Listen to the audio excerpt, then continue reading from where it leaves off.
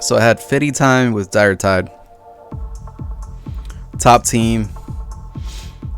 Great players on that team. Let's see what deck we had. So this was that Infiltrator Kevin week. We had Chaos, we had Freeze, Awesemo, so a bunch of freezes, right? So the idea was try to make Infiltrator Kevin work as best as possible. Chomper for Dougie. Of course, free to play always kind of has a dead Dougie, but if we can use it, we're gonna use it. Like this past week, if you saw that TV2 video, I didn't hesitate really too much. Kind of got myself into a little trouble, but I was able to come back out like right away, basically.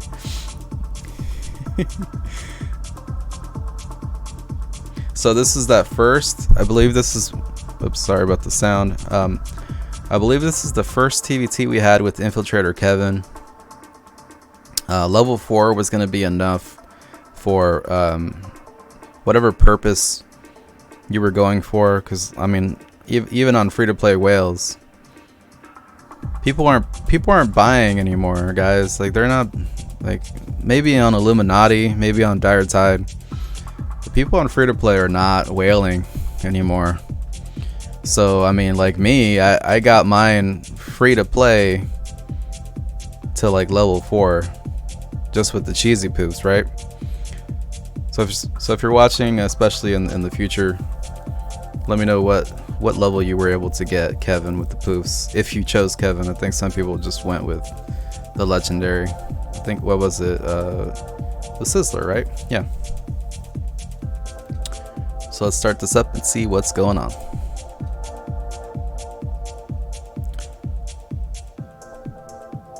So here I'm just saying that we had 3 accounts. It's the first TVT video with basically a bunch of shit going on. And here I am lying to you guys about TVT Review Sunday. So he opens with Mysterion, and I didn't really have a better option. So my thought process here is, okay, I got Gizmos coming. He's gonna try and either do something or not be able to do something, so I better have the program stand to help. He had the Chaos ready to go. Chaos walks past program, so we're gonna time out that freeze so that Awesemo doesn't get too much damage.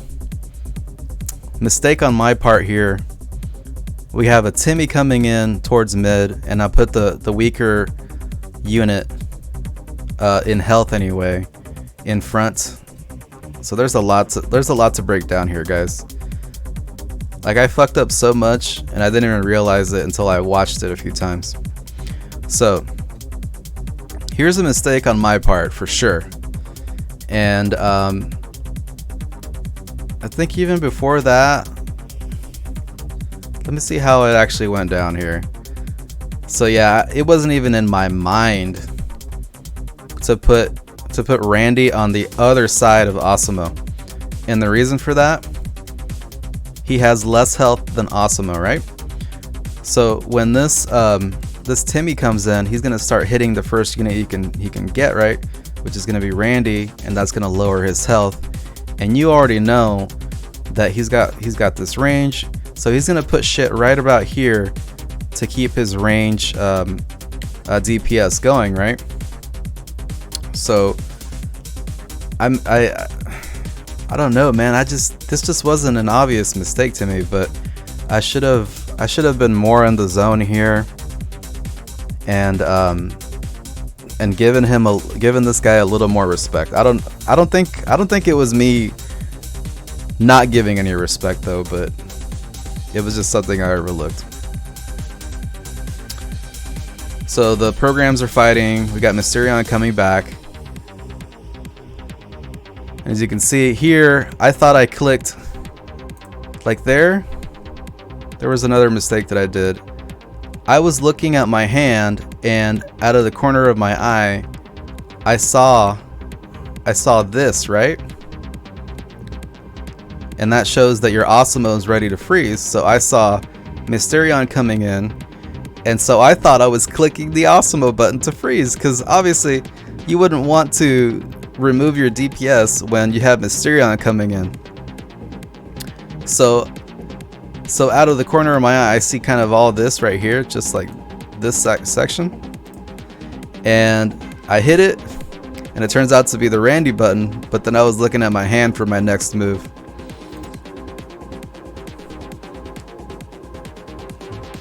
So Randy just kind of gets half his life taken immediately, right? And with that, the Timmy is still hitting that Randy. So a lot of things end up happening here. So while they were frozen, I do end up hitting that button because I know Randy's pretty much dead at that point.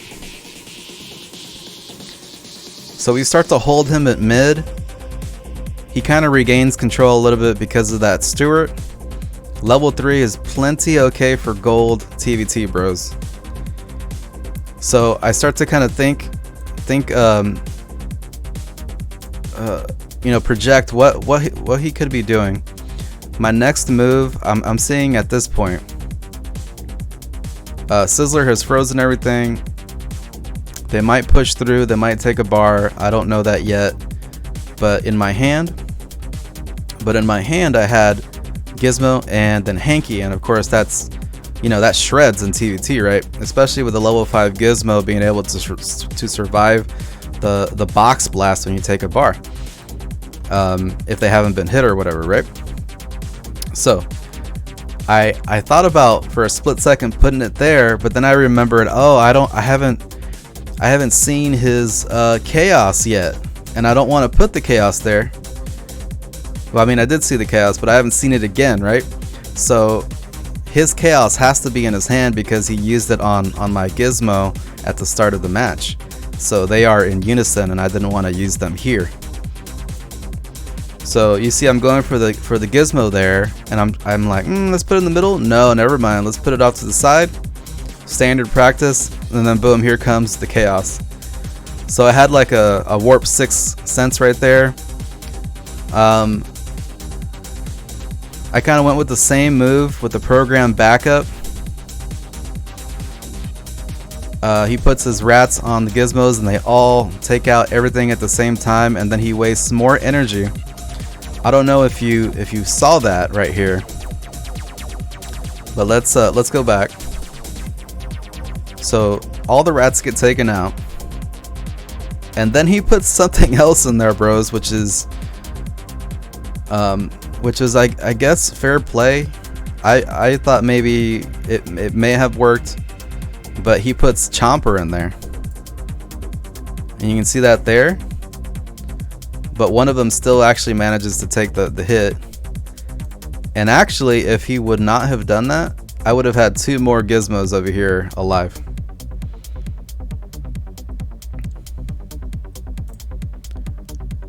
So here, that kite kind of saves some damage on his new kid. I start to kind of group things up again here. This is not a great spot to be in. And the reason we're here, this is a bad position already because my range is not hitting anything important, which is that kite, right? But the reason we're here right now, we gotta go back. So about here, a little bit before. So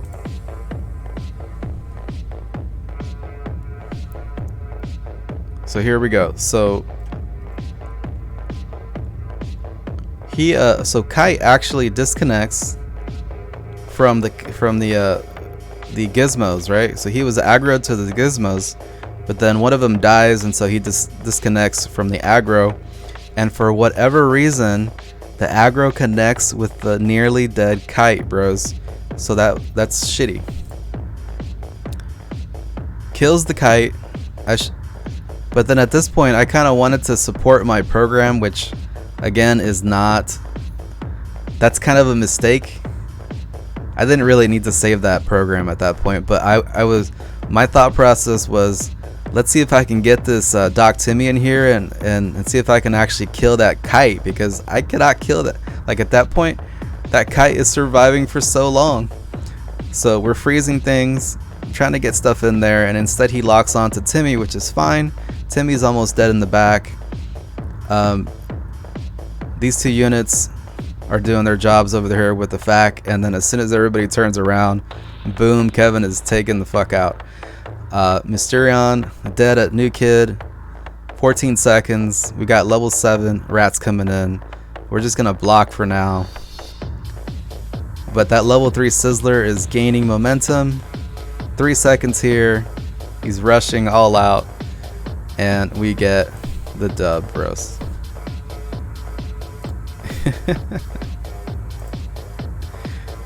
So yeah, that was a pretty intense match, bros. Like it was very good. Like it was nice. Like I was edging my seat the whole time, to be honest. Even with the guys like lower levels, he played pretty well. He played really well.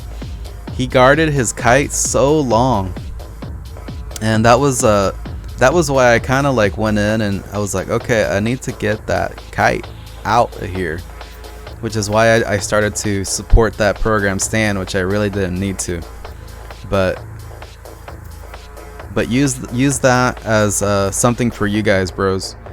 If you have a ranged unit or something that you cannot reach, and you know your opponent has more energy, don't add more energy to that push, because you need that unit to move towards you so you have the positional advantage and not your opponent, right? Hopefully that makes sense. So 5 accounts, 3 different teams. And there's the deck. It was that Grand Wizard, you know, Cox, DSR. I don't think people really deviated much from this, other than I believe Arrows versus Fireball. And I think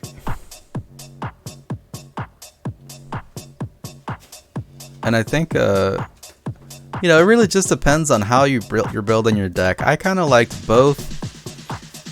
And well, okay, I'll say this.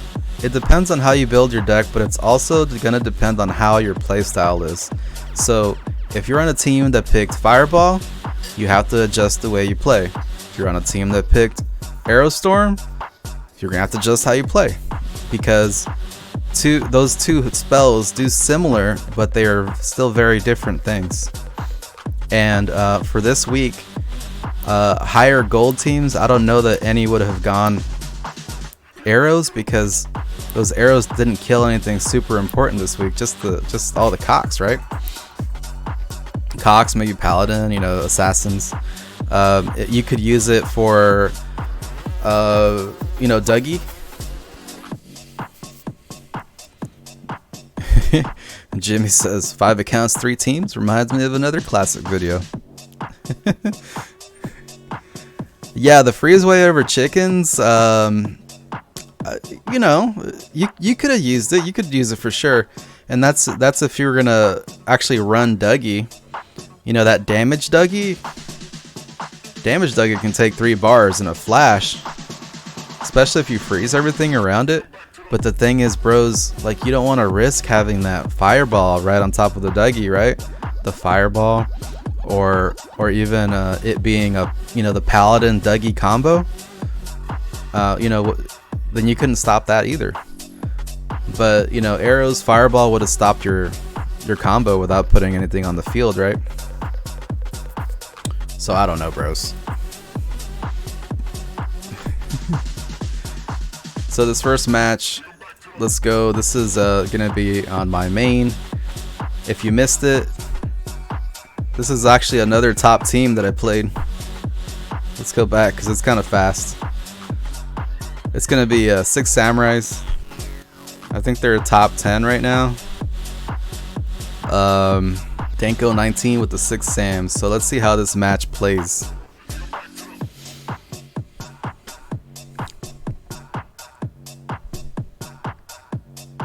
Five accounts, 4 teams.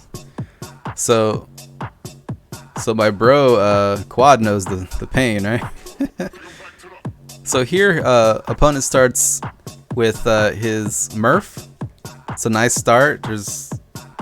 He charges immediately for the new kid, which is fine, I guess. I don't know that I would have done that, but let's just use DMC on him, half his damage, and rail him with the Pocahontas slaps.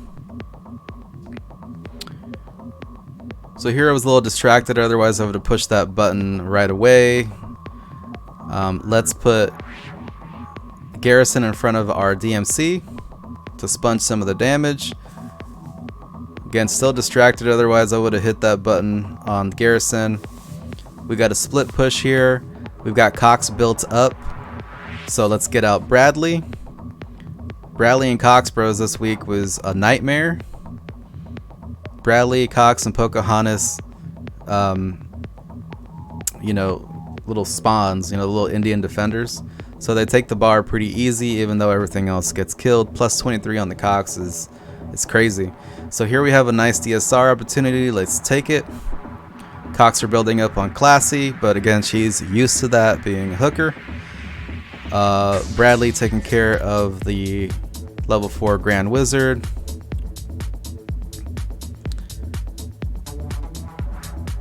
And DSR coming in. Here I thought, for whatever reason, bros, I thought this motherfucker quit. That's it. Nope.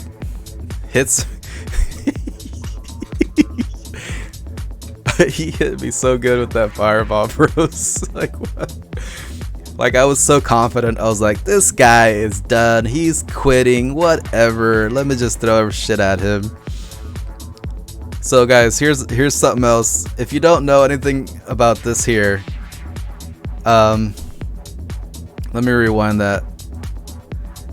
So Paladin Dougie combo, your Dougie will be affected by Murph, so that Dougie will be stunned for a second, even though it's under the shield. So that was a big mega thing for you guys to be able to do this week. So we were able to stop that, and just because I didn't want to give him a bar, I go ahead and put out the ice sniper right into his new kid this time, and he's got Bradley, which we just get rid of and chip the new kid, and even being slowed, we take care of that the new kid, the last bar. So yeah. That was a good game to Danko from the 6 Sams. That is actually the second time I've beaten that guy in TVT, so I don't imagine him being very happy with me.